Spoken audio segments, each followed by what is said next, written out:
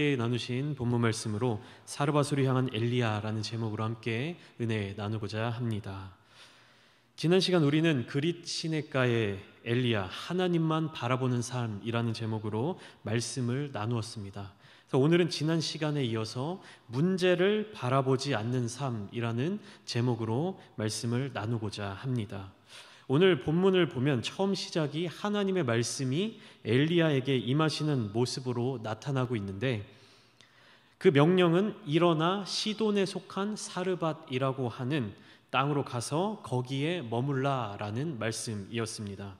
그동안은 그릿 시냇가라는 곳에 머물러 있으면서 시냇물을 마시고 까마귀가 물어다주는, 가져다주는 음식을 통해 살아갔다면, 이제는 그곳에서의 삶을 마무리하고 하나님께서 새롭게 명령하신 새로운 장소 사르밧으로 이동하라는 것이었습니다. 여기에서 우리는 엘리야의 삶과 사역을 관통하는 두 가지 요소를 발견하게 됩니다. 오늘 말씀은 이 두 가지 요소를 중점적으로 함께 나누어 보고자 합니다. 엘리야의 삶을 관통하는 첫 번째는 하나님이 말씀하시는 그때, 하나님이 말씀하여 주시는 그 시기에 움직이는 것입니다.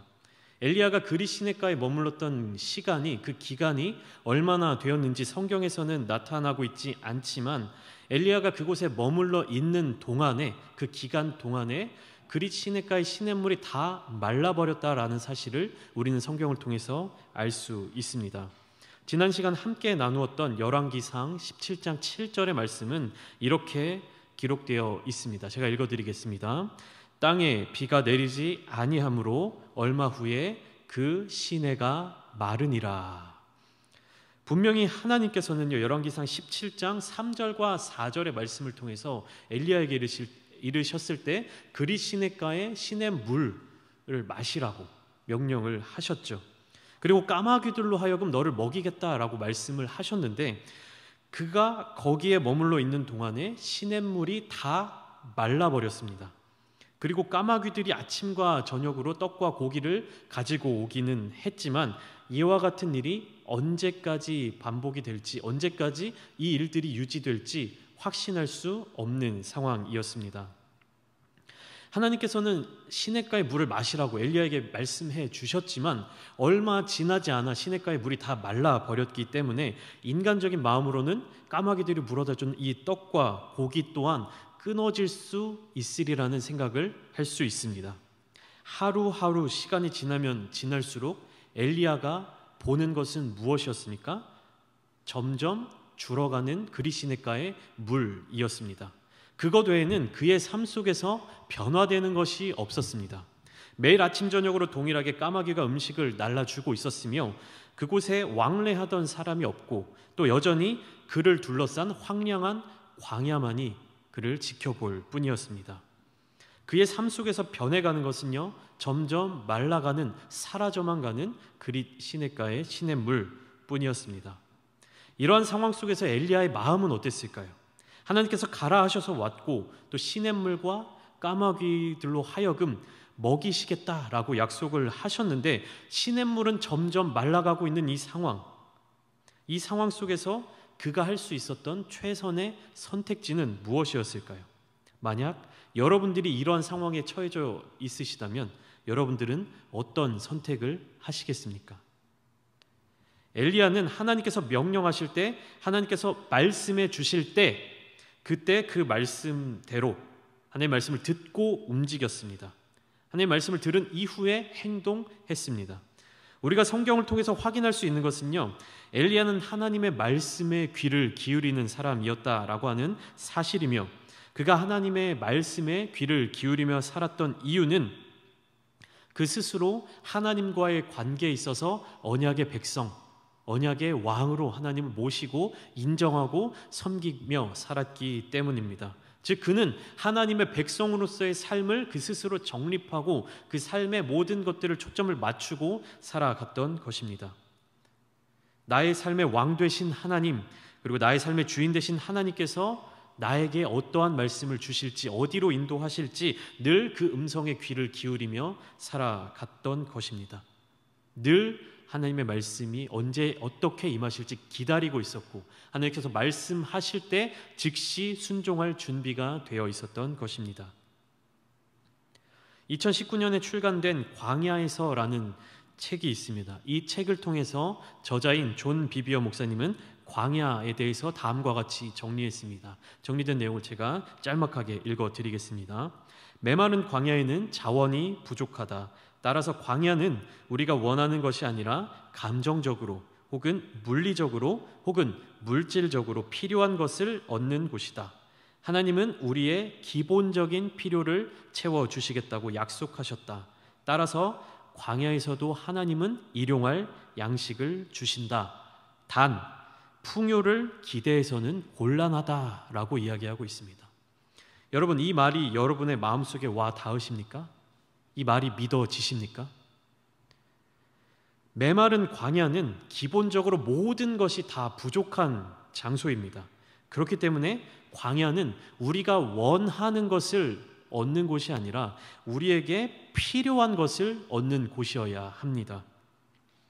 그리고 하나님께서는요, 우리의 필요를 반드시 채워주시는 분이라는 사실을 믿으셔야 합니다. 그런데 여기에서 우리는 한 가지 사실을 분명하게 짚고 넘어가야 하는데, 그것은 우리에게 필요한 것이 무엇인지를 정확하게 파악해야 한다는 사실입니다. 많은 사람들이 우리가 원하는 것을 우리에게 필요한 것이라고 생각하며 살아갑니다. 때로는 그 두 가지가 일치하는 경우도 있지만 대부분의 경우 이 두 가지의 개념을 혼동해서 사용하기 때문에 우리는 삶에 있어서 어려움을 겪게 되고 곤경에 처하게 되는 것입니다. 엘리야는 하나님의 명령에 따라 그릿 시냇가 광야로 들어갔습니다. 하나님께서는요, 까마귀를 통해 엘리야에게 아침 저녁으로 떡과 고기를 제공해 주셨죠. 하지만 여기에서 떡과 고기는요, 엘리야가 원하는 방식, 원하는 모습으로 제공되지 않았습니다. 엘리야에게 필요한 것으로 제공이 되었습니다. 내가 먹고 싶은 떡의 종류, 내가 먹고 싶은 빵의 종류가 제공되는 것이 아니라 내가 먹고 싶은 고기의 종류, 내가 먹고 싶은 조리법으로 다양한 부위의 고기들을 다채로운 조리법으로 내가 즐기기 위해서 먹는 것이 아니라 내가 살기 위해서 고기를 제공받았던 것입니다. 엘리야의 모습을 통해 상상해보면 풍요로운 시기, 가뭄이 아닌 시기에는 고기를 원하는 때에 원하는 만큼 먹을 수 있었을지 몰라도 이 광야 안에서는요, 그 작은 돼지 새끼 한 마리조차 찾기가 어려웠습니다. 광야는 다른 종류의 부족함을 겪어야 하는 장소였습니다. 무엇이든 간에, 어떤 것이든 간에 그곳에서는 반드시 나의 삶에 있어서, 나의 영혼에 있어서 부족함을 느낄 수밖에 없는 장소인 것입니다. 그렇기 때문에 이 시기는요, 내가 원하는 것이 아니라 나에게 필요한 것이 무엇인지를 정확하게 파악하는 기간이 되어야 합니다. 그리고 그 시기는요, 하나님이 영적으로 필요한 것을 우리에게 주시는 시기여야 합니다. 단, 좀 전에도 말씀드렸다시피 우리에게 필요한 것이 우리가 원하는 것과 다를 수 있습니다. 반드시 이 사실을 기억해야 합니다. 이 시기에 여러분들의 각자의 삶의 자리 가운데 광야의 시기를 겪고 계신다라고 생각할 그때에 하나님께서는요, 저와 여러분들에게 필요한 것들을 채워주시기 위해 계속해서 우리에게 말씀해 주시고 우리에게 보여주시고 때로는 우리에게 그것들을 제공해 주십니다. 그런데 그것은 우리가 원하는 것과 다를 수 있다는 것입니다. 때로는 우리 스스로는 이미 충분히 가졌어, 나에게 이것은 이미 충족해 라고 하는 것들을 하나님께서 더 부어주실 때가 있고, 난 이게 너무 부족한데, 나는 이게 너무 모자란데, 이걸 원하는데 하나님께서 철저하게 차단하시는 경우도 있습니다. 현실의 삶에서 내가 어떤 관계의 부족함, 관계의 연약함, 외로움을 통해서 이게 나에게 너무나도 필요하다라고 생각하는 그런 광야를 걸을 때 하나님께서 철저하게 오히려 더 인간관계의 모든 관계성을 막으시는 경험들을 하실 것입니다.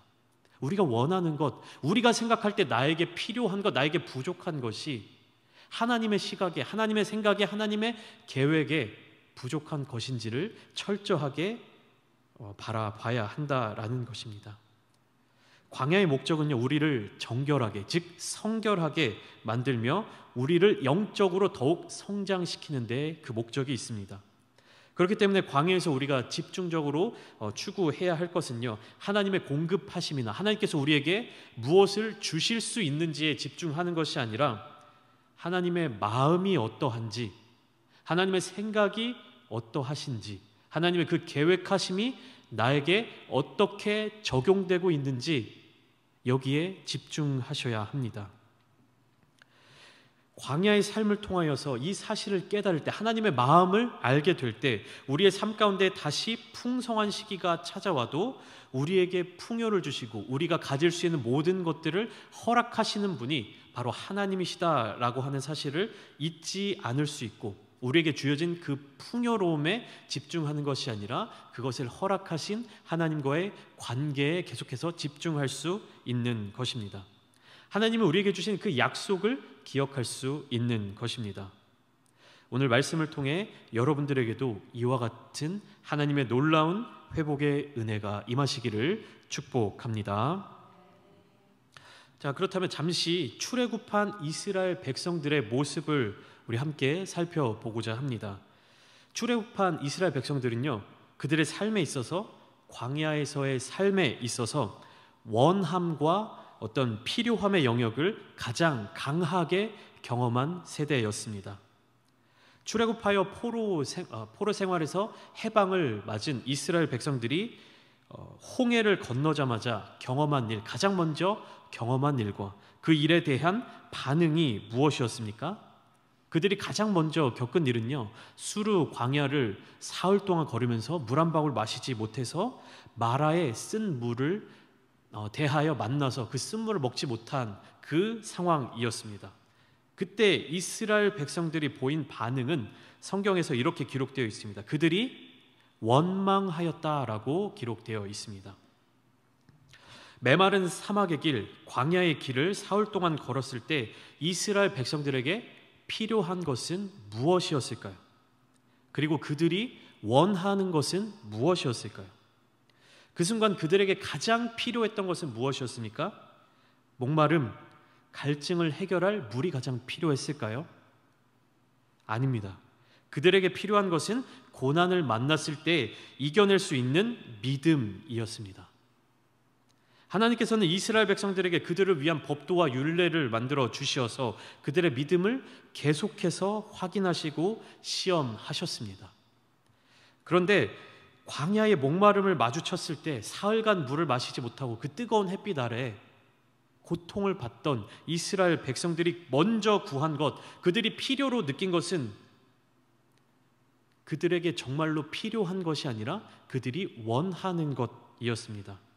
그들의 필요는 언약의 하나님이었습니다. 포로 생활을 하면서 그 애굽 안에서의 삶 가운데 자기의 주체성을 상실하고 하나님의 보호하심을 벗어나 있던 그 상황 가운데 진정한 왕이신 하나님, 진정한 우리 삶의 주인 되신 하나님을 가장 먼저 찾고 하나님을 필요로 했어야 했는데 그들이 원하는 것을 먼저 구했습니다. 애굽에 물이 없었습니까? 애굽에 먹을 것이 없었습니까? 왜 하나님께서 그들을 애굽 땅에서 인도하여 내셨는지 이스라엘 백성들은 그것에 집중하지 않고 그것에 관심을 두지 않았습니다.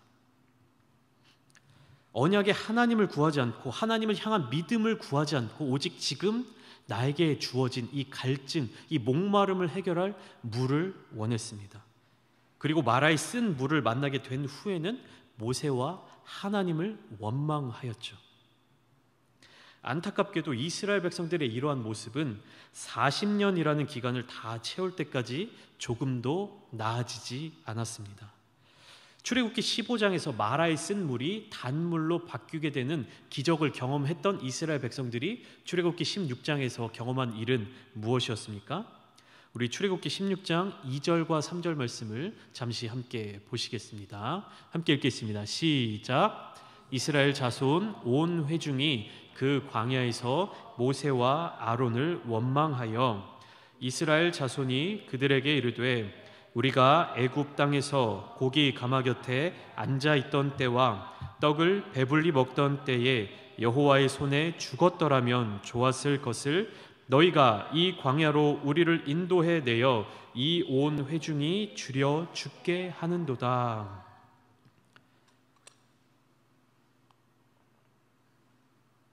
여전히 이스라엘 백성들, 여전히 그들은 원망을 하고 있습니다. 그리고 심지어는 그들이 노예 생활을 하였던 애굽의 시절, 그 노예 생활을 하던 그 고통의 시절을 그리워하고 있었습니다.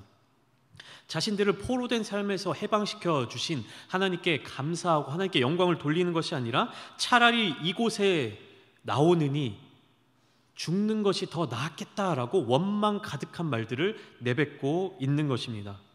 이에 대해서 하나님께서 어떤 말씀을 주시는지 출애굽기 16장 4절의 후반부 말씀을 제가 읽어드리겠습니다. 그들이 이같이 하여 그들이 내 율법을 준행하나 아니하나 내가 시험하리라. 출애굽기 15장 마라의 쓴물 사건 이후에 16장의 사건에서도 이스라엘 백성들은 원망하였고 하나님께서는요 이스라엘 백성들을 시험하셨습니다. 이와 같은 일이 40년 동안 계속 반복되고 있는 것입니다. 백성들은 원망하고 하나님은 시험하시고 이스라엘 백성들이 그 시험을 통과하지 못했지만 하나님께서는 백성들을 불쌍히 여겨주셔서 채워주시고 또 이스라엘 백성들이 원하는 것들이 생겨나고 그것을 얻지 못하자 원망하고 이 삶의 패턴이 40년의 광야 생활 동안 계속 반복되고 있었던 것입니다. 신명기 8장 3절에서는요 이와 같은 일을 더욱 명확하게 말씀해 주시는데 우리 함께 신명기 8장 3절의 말씀 함께 읽겠습니다. 시작. 너를 낮추시며 너를 줄이게 하시며 또 너도 알지 못하며 내 조상들도 알지 못하던 만나를 내게 먹이신 것은 사람이 떡으로만 사는 것이 아니요 여호와의 입에서 나오는 모든 말씀으로 사는 줄을 내가 알게 하려 하심이니라. 아멘. 출애굽 이후 광야 시대에 하나님이 주신 시험, 여기서 말하는 시험은요 우리가 뭐 시험에 빠지다, 뭐 시험에 들다 이런 의미가 아니라 그들이 통과해야 될 어떠한 그들이 배우고 공부한 것을 점검하고 검증하는 과정이라고 생각하시면 됩니다. 출애굽이 광야 시대에 하나님이 주신 시험, 하나님의 교육이죠.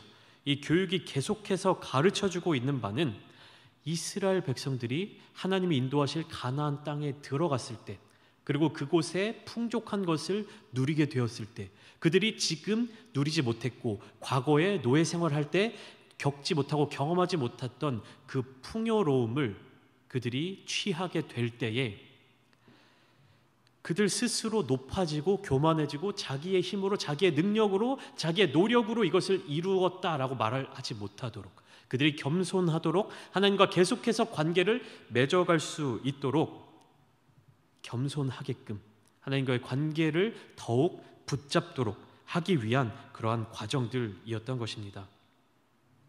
하나님의 백성들이 배워야 할 사실은요 하나님의 백성들이 반드시 배워서 마음속에 새겨야 할 것은 사람은 자신의 삶을 스스로 지킬 수 없고 만나와 메추라기와 같은 음식들, 물질들만으로 살 수 있는 것이 아니라 목마를 때 물을 마셔야지만 살 수 있는 것이 아니라 오직 하나님의 능력에 의지하여 살아가야 한다라는 것입니다. 하나님의 백성들은 하나님의 말씀으로 말미암아 살아가야 한다라는 이 사실 여러분들 믿으시기 바랍니다. 그러니까 광야에서 목이 마를 때 갈증을 해소할 물을 먼저 찾는 것이 아니라 배가 고플 때 애굽에서 먹었던 그 고기 국물을 먼저 기억하는 것이 아니라 나를 이 광야로 인도하신 하나님, 우리를 이 애굽 땅 종 되었던 곳에서 해방시켜 주신 하나님을 먼저 찾아야 했던 것입니다. 하나님이 계속해서 40년간 시험하신 것, 확인하신 것이 이것입니다. 이스라엘 백성들이 애굽에 남겨두고 온 것들을 원하고 있는가 아니면 하나님을 원하고 있는가? 그들이 하나님을 찾게 될 것인가 아니면 육신이 원하는 것들을 붙잡게 될 것인가? 안타깝게도 출애굽한 이스라엘 백성들은 하나님을 온전히 바라보지 못했습니다. 그래서 결국 그들은 시험을 통과하지 못하고 광야에서 모두 탈락하게 되었습니다. 엘리야의 삶을 관통하는 두 번째를 함께 나누어 보시겠습니다. 오늘 본문에 등장하는 엘리야는 어땠을까요? 그는 그가 거하고 있는 광야, 그릿 시냇가의 물이 다 말라버렸을 때에도 하나님의 말씀을 기다리고 있었습니다. 말라가고 있는 이 그릿 시냇가, 자신이 처한 문제를 바라보고 있는 것이 아니라 여호와의 입에서 나오는 말씀을 바라보고 있었습니다. 계속해서 하나님을 기억하고 구하고 찾는 삶을 살아가고 있었던 것입니다. 그리고 오늘 본문 8절과 9절의 내용처럼 하나님의 말씀이 임하고 난 뒤에야 그 말씀에 순종하여 행동했습니다. 우리 함께 본문 8절과 9절의 말씀을 보시겠습니다. 시작. 여호와의 말씀이 엘리야에게 임하여 이르시되 너는 일어나 시돈에 속한 사르밧으로 가서 거기 머물라. 내가 그곳 과부에게 명령하여 내게 음식을 주게 하였느니라. 아멘. 엘리야의 삶을 관통하는 두 번째 요소는 자신의 생각대로 행동하는 것이 아니라 하나님의 계획대로 행하는 것이었습니다. 그러니까 육신의 욕심을 쫓아 살아가는 것이 아니라 영의 음성을 따라 살아갔던 것입니다. 만약 엘리야가요 자신의 생각대로 자신의 판단대로 삶을 사는 사람이었다고 한다면 절대로 이 가뭄의 때에 사르밧 땅으로 그리고 그곳에 있는 과부에게로 자신의 몸을 의탁하고자 가지 않았을 것입니다. 안 그래도 온 나라가 가뭄으로 인해서 어려움을 겪고 있는데 자신의 한 몸을 의지할 사람으로 과부를 찾아가라니, 이것은 현실적으로 말도 안 되는 이야기였습니다. 지금으로부터 2000여 년 전 예수님께서 공생의 사역을 하실 때에도 과부는 사회적 최약자층이었습니다. 사회적으로 또 정치적으로 경제적으로 아무런 능력을 가질 수 없고 자격도 없고 힘도 없는 존재들이었죠. 그런데 그로부터도 더 900년 전, 900년을 더 거슬러 올라가야 하는 이 엘리야의 시대 때 사르밧 땅 과부를 찾아가 그가 제공하는 음식을 먹으라 하는 것은, 이것은 어떤 의미로 볼 때 까마귀가 가져다 주는 음식을 기대하는 것보다도 더 현실 가능성이 떨어지는 일이었습니다. 하지만 엘리야는 자신의 생각대로 움직이는 것이 아니라 하나님의 계획대로, 하나님의 명령에 순종하는 대로 사르밧 땅으로 갔습니다. 그가 사르밧으로 가서 성문에 이를 때 한 과부가 그곳에서 나뭇가지를 줍고 있었습니다. 아마도 엘리야는요 그 당시에 과부들이 입었던 검은 옷을 통해 그녀가 하나님께서 말씀하신 그 사람이라는 사실을 깨달았을 것이고, 하나님의 말씀에 순종하여 이곳에 온 목적을 알게 되었을 것입니다. 근데 하나님께서 가라고 하신, 하나님께서 예비해 두신 이 여인은 지금 무엇을 하고 있었습니까? 성문 앞에서 나뭇가지들을 몇 가지 줍고 있었습니다. 나뭇가지를 줍는다는 것은요, 이 사람이 처해져 있는 극단적인 상황을 알려주고 있는 것입니다. 우선요, 그 집에 불을 뗄 수 있을 만한 장작과 같은 그런 재료들이 없었다라고 하는 사실이며, 그리고 두 번째는요, 작은 나뭇가지 몇 가지 정도만으로도 구울 수 있는 아주 적은 요리만 할 수 있는 상황이다라는 것을 알 수가 있는 것입니다. 큰 장작들을 마련해 둘 수 있는 형편도 안 되었거니와 그 장작들을 사용할 일도 없었다라는 것이죠.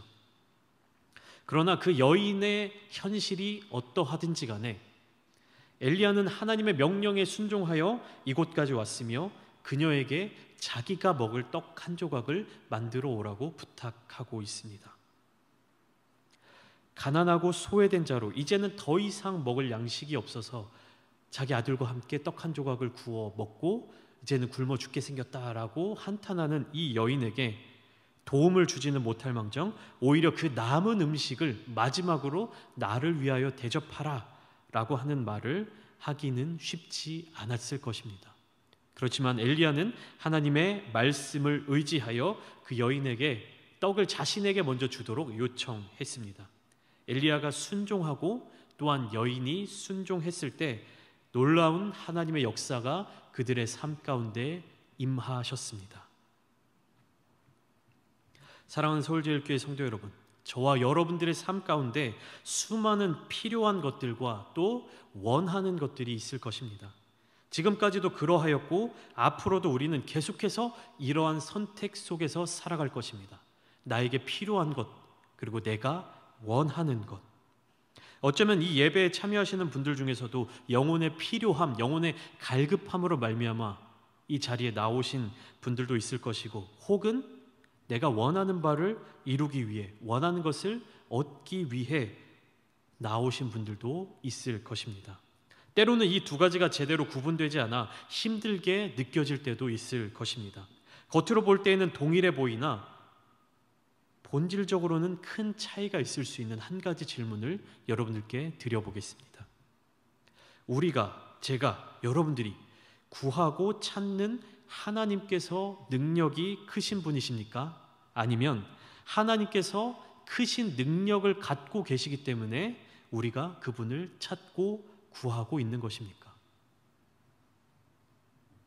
하나님이 주시거나 하나님이 해주실 수 있는 것 때문에 하나님을 찾는 것과 하나님 그분 자체를 찾는 것은 전혀 차원이 다릅니다. 바울은 빌립보서 4장 13절을 통해 이렇게 고백합니다. 내게 능력 주시는 자 안에서 내가 모든 것을 할 수 있느니라. 그러나 바울의 이 고백은요, 반드시 그 전 11절과 12절의 말씀이 동반되어야만 완성이 되는 것입니다. 우리 함께 빌립보서 4장 11절과 12절 말씀을 함께 보시겠습니다. 함께 읽겠습니다. 시작. 내가 궁핍함으로 말하는 것이 아니니라. 어떠한 형편에든지 나는 자족하기를 배웠노니 나는 비천에 처할 줄도 알고 풍부에 처할 줄도 알아. 모든 일 곧 배부름과 배고픔과 풍부와 궁핍에도 처할 줄 아는 일체의 비결을 배웠노라. 아멘. 바울은 하나님과의 깊은 관계를 통해 그의 삶의 메마른 시기에도, 그의 삶에 부족한 것밖에 찾을 수 없는 그때에도 풍요를 느꼈고 만족하였고 감사하였습니다. 고난과 고통과 역경 속에서도 감사할 수 있다는 사실을 그는 그의 삶의 전체를 통해서 우리에게 알려주고 보여주었습니다. 오늘 이 자리에 나오신, 또 이 예배에 참여하신 여러분들에게도 이와 같은 하나님의 놀라우신 은혜가 깊게 느껴지는 귀한 삶이 되시기를 축복합니다. 여러분들의 삶의 자리 가운데서 오늘 이 시간 우리가 말씀을 통해서 살펴본 엘리야의 이 순종하는 마음, 순종하는 자들에게 하나님이 부어주시는 놀라운 은혜가 무엇인지를 여러분들의 삶을 통해서 깨닫고 주님과 함께 동행하심으로 만족하며 기쁨을 누리시기를 주님의 이름으로 축복합니다. 우리 함께 기도하시겠습니다. 오늘 엘리야의 삶의 이야기를 함께 간단히 나누어 보았는데, 다음 시간에는 사르밧 과부의 이야기를 통해서 함께 묵상한 은혜를 나누고자 합니다. 바울이 신약시대에 고백했던 것처럼 구약시대의 엘리야도 이미 그런 삶의 자리 가운데서 하나님을 향한, 하나님 그분을 향한 마음을 고백하였습니다. 바울의 이 고백이 우리의 고백이 되기를 원합니다. 엘리야의 삶의 모습이 우리의 삶의 모습이 되기를 원합니다. 오늘 기도의 시간, 하나님께서 주실 수 있는 것에 집중하기보다 오직 하나님 그분만을 집중하여 바라보시며 여러분들의 삶의 모든 부분을 하나님께 맞추어 살아가시기를 원합니다. 우리가 그렇게 다짐하는 기도를 하기 원합니다. 그동안은 하나님의 능력과 하나님 그분을 나에게 맞추었다면 이제는 하나님, 제가 하나님께 맞추어 가겠습니다. 제가 저의 삶을 하나님의 계획 가운데 끼워 넣어 그곳으로 들어가 하나님의 인도하심을 따라 살아가겠습니다. 그렇게 고백하는 기도를 하기를 원하며, 특별히 수능이 이제 15일 앞으로 다가왔습니다. 우리 수험생들을 위해서 계속해서 기도해 주시기를 부탁드리며, 이들이 어떠한 좋은 결과를 위하여 하나님께 기도하며 나아가는 것이 아니라 하나님 그분, 하나님 한 분만을 찾는 자들이 되어서 좋은 결과를 얻을 수 있도록 함께 중보해 주시기를 부탁을 드립니다. 또한 교회를 위해서, 또 담임 목사님을 위해서, 그리고 여러분들이 각자 자리 가운데 가지고 나오신 우리 기도의 제목들을 가지고 우리 주님의 이름을 한번 부르신 뒤에 함께 기도하시겠습니다. 부르짖습니다. 주여